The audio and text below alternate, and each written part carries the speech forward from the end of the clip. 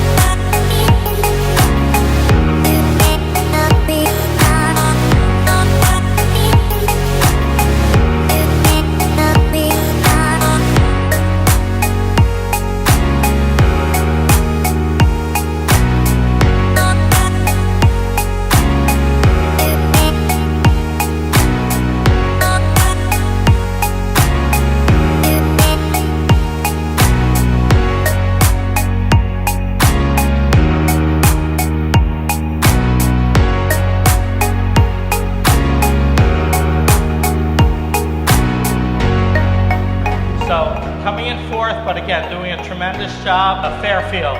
We do have a 3rd place, Christian Heritage. Christian Heritage. And tonight's winner of the CTK is King.